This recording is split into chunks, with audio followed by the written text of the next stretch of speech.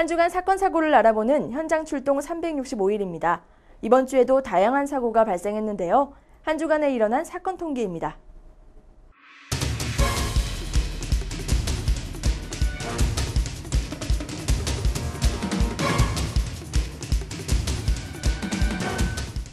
날씨가 따뜻해지면서 등산을 생각하는 분들 많으실 겁니다.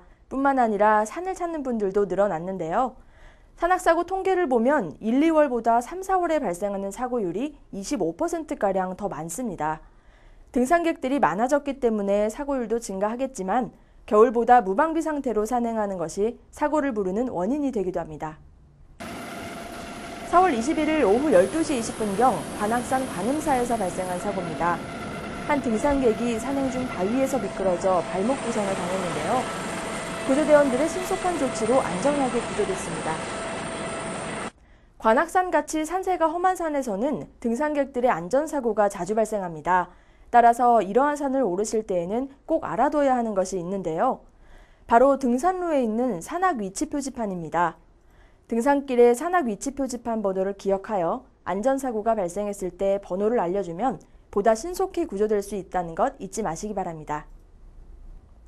우리나라 국민 300만 명 이상이 당뇨를 앓고 있는데요. 당뇨병 환자의 경우 혈당이 떨어지면 급박하게 악화되어 안전사고는 물론 생명을 잃을 수도 있습니다.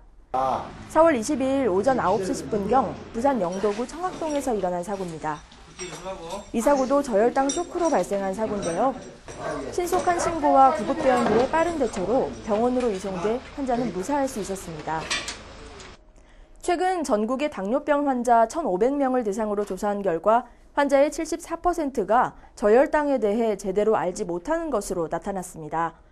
자칫 잘못 대처하면 목숨을 앗아갈 수 있는 저혈당 쇼크, 그 대처 방법에 대해 알아보겠습니다.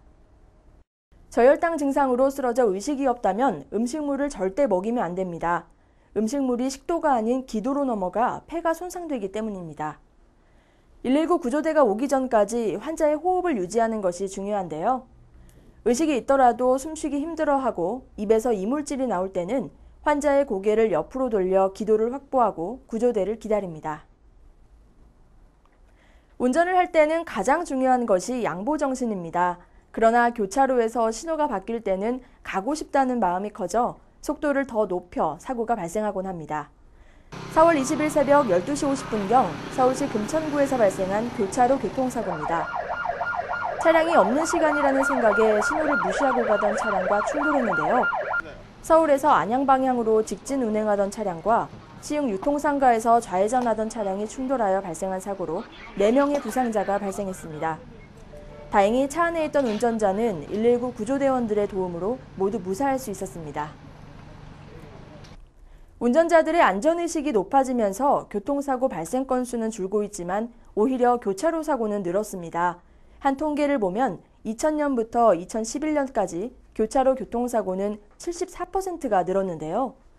교차로에서는 더욱 주의해서 운전해야 합니다. 그럼 교차로 안전운전법에 대해 알아봅시다. 교차로와 교차로 부근에서는 도로별 제한 속도를 꼭 지켜야 합니다. 황색 신호가 켜지면 무리하게 가지 말고 정지해야 합니다.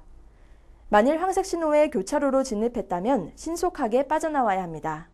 신호가 바뀌어도 갑자기 달려드는 차나 보행자가 있을 수도 있으니 주의를 살피고 운전해야 합니다. 주말에 가족들과 함께 야외로 나들이 다니는 분들이 늘었는데요. 들뜬 마음에 방심하다가 화상이나 긁힘 등 부상을 입기 쉽습니다. 이런 안전사고 발생 시 신속한 119 신고도 중요하지만 출발 전에 구급함은 꼭 챙기고 간단한 응급처치 방법을 알아가는 것이 안전사고 예방의 첫걸음입니다. 한 주간 사건 사고를 알아보는 현장 출동 365일 여기서 마치겠습니다.